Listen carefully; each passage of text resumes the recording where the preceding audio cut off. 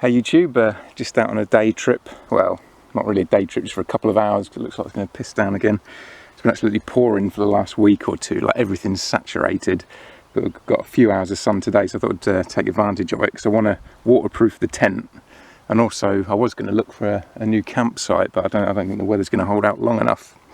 But basically, I got this from Poundland, so I don't know how well it's going to work, but I thought I'd give it a try. Hopefully it won't melt through the tent. Because this was only a cheap tent, and even though it's been pretty good so far, I still want to... yeah, I've done a few other modifications to it, which I'll show you in a later video when I go camping, but the finishing touch for me is now going to be just to waterproof it, especially around the seams and that, because we've had so much rain this year, like really heavy rain, saturating everything. The roads have been flooded over, the water level's been rising above the soil, so I really want to prepare it for that if I get caught out. I'm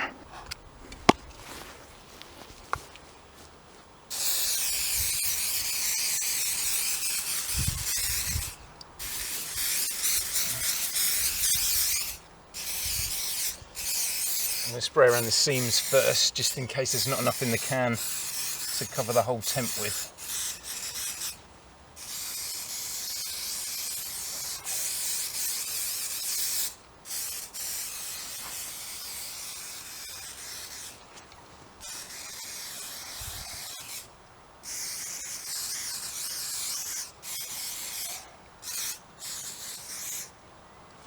So far so good.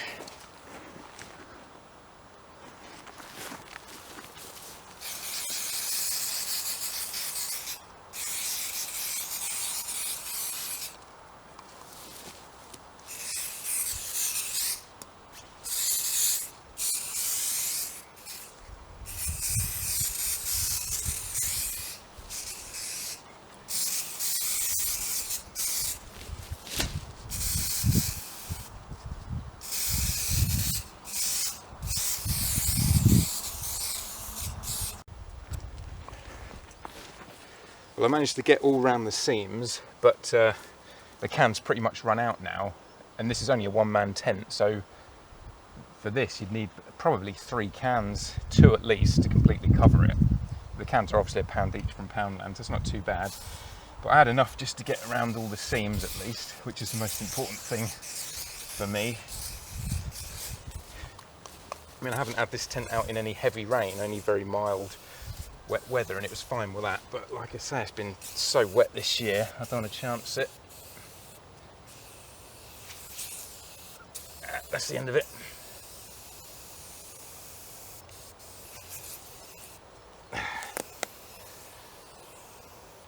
Yeah, I might have to get another can at least to finish it off with. I'll just leave it out to dry a bit in the wind. No, it's dried pretty quickly anyway, but better to be safe than sorry, not to put it away all wet and get all the stuff rubbing off in the bag. So yeah, don't know if I'm sure most of you probably know, but we had the Brexit vote yesterday, which was a real surprise and shock to me. I was a Brexiter, I voted out, and I thought the results would be maybe 48% want to leave, 51% want to stay. I couldn't believe when I woke up yesterday and we were out. It was just incredible. It was just amazing. But it was very close. I mean, it was, you know, I think, let's say 51% voted out and 48% voted in, so it's almost 50% of the country are not happy, and it's a shame, because it would be nice if we were more unified in what we wanted, but the country's really split.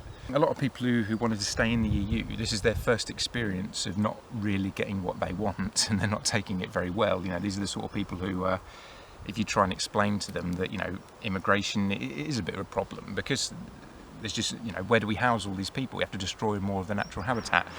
The strain on the NHS, small country towns that have been just completely transformed by immigration. You know, a lot of the small country towns around where I live now, they're like little Romania. You know, you go in them, they're completely different now to what they were sort of 8 years ago, because it's just sort of 80% Eastern Europeans in there now. And you know, they're nice people. I haven't got anything against them. You know, I see a lot of them at the gym and when I'm walking dogs and that, and they're nice people. They're polite and everything. It's not like, you know, it's not that I've got some deep-seated hatred in me for Eastern Europeans, but you just don't want so many of them that the country loses its identity. And I think maybe people who live in cities don't really notice it as much as people in the countryside who have just had it sort of barraged on them in the last few years. But if you try and explain this to anyone who's for staying in the EU, you just get blasted with racist, you're intolerant, you're a racist. And how do you argue against that? Once someone just says, oh no, you're a racist, I'm going to ignore you, that's an easy way of winning an argument without actually having to listen to what the other person has to say. But ironically, all these people who said that anyone who wants out of Europe must be a racist and must be intolerant are now being very intolerant of the majority of the country who wanted to leave the EU. I've seen some real vicious hatred on Facebook and Twitter where people saying they want all Brexiters to be shipped off to live on an island of shit, and that they wish they could stab Brexiters and things like this, and that Brexiters are scum. I mean, where's your tolerance?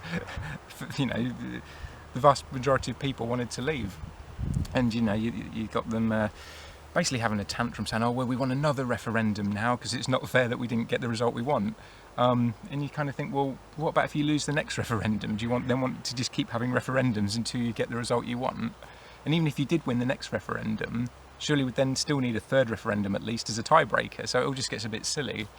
And a lot of the younger voters, because it's sort of the majority of people who wanted out were older people, and the majority of people who wanted to stay in were younger people. And so you've now got all these millennials who are saying, oh well, older people haven't got as long to live as we have, so their vote shouldn't matter as much as ours does, which once again is just ridiculous. I mean, what are the implications there, that you want an age limit on who can vote? Like, if you're over 50 you're not eligible anymore. It's just ridiculous.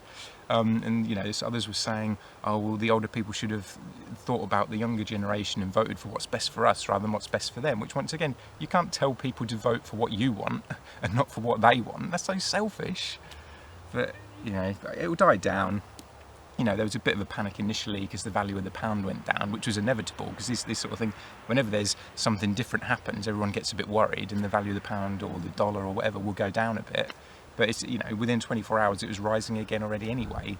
And there was all this scaremongering about how, we wouldn't get trade deals and that if we left the EU. Well, that never made sense, because we import more than we export, i.e. we buy more than we sell. If other countries start playing silly beggars with trade, they're going to be the ones who lose the most money. So they're not going to do that. And they're not going to let the UK economy tank either, because if the UK economy tanks, that will have a knock-on effect to all their economies. So it would be a complete stupidity if they were to, purely out of spite, stop trading with us. Obama came over to the UK a month or two back saying, oh, if Britain leaves the EU, you'll be at the back of the queue for trade agreements with America. As soon as we left Europe, he was pretty much the first one in the queue saying that he wanted to keep trading with us. So it just goes to show the kind of bullshit that politicians come out with to try and get their own way. I mean, this whole debate came from when last year during the general elections, Cameron made a promise that, oh, vote me back in and I'll let you have a referendum on the EU. He only said that because he thought there'd be another joint leadership with Lib Dem, and he knew that Lib Dem would never let that fly. They would never let there be a referendum. So he only promised that because he knew that actually in the back of his mind, it won't happen because Lib Dem won't let it. He didn't realise that Lib Dem, I mean, I knew it would happen because no one's got any faith in Lib Dem. They alienated a generation of voters when they promised not to raise student fees, and then the second they get a bit of power, oh yeah, we're going to let the Conservatives raise student fees. I mean, they just proved themselves to be weak and ineffectual, if not liars. So, they'll never get a chance again. But that meant, Cameron got a win, but that also meant that he then had to go through with this referendum that he never really wanted and he thought he could get away with, and it's cost him now, and he's resigned. Good riddance. So I think with the EU and UK, I always felt like staying in the EU is good for us in the short term but bad for us in the long term, whereas leaving the EU, it's going to be bad for us in the short term, good for us in the long term. But even in the short term, I don't think it's going to be that bad, to be honest. I was really hoping for a longer trip out today because I want to try and find a new camp spot. I mean, I don't mind going to the same camp spot over and over, but if I'm going to make a video of it, I like to go in different locations, otherwise I think it can get a bit boring for people watching. So I want to try and find somewhere new. Also want to try and find somewhere a bit closer to the river, because I normally camp about maybe half a mile from it, maybe 3/4 of a mile. It'd be nice to get somewhere within 1/4 of a mile, but it needs to be somewhere, you know, away from the tracks and that, so no one will stumble upon me, hopefully. Because I want to start using, I've got a water filter that I want to take with me, so I can just start, you know, I don't have to carry so much water with me. I can just get it from the river and filter it and boil it. Also got a new kettle coming, but so it'd be nice to take that out with me next time. Because as much as I love the one I've got, the handle not folding down is a real pain in the backside. It takes up so much room. I was the other day, a funny thing happened. I used to be in a group on Facebook called Wild Camping UK, I think it was called. And I used to post on there quite a bit, but I gradually stopped because a lot of the people on there were the sort of people who just like to go online to show off and one-up each other, and I just, you know, that sort of thing didn't really fly with me. And the other day, a woman on there posted a topic saying, "Oh, what do people take with them to hammer tent pegs into the ground?" Because I live in a hard ground area, and it's difficult for me where I go camping to knock them in. And no one gave the poor woman any advice. Everyone was basically just using the topic as an excuse to show off about how tough they are at knocking tent pegs into the ground. That they can, "Oh, I just use my fists, I just hammer it in with my head, I does."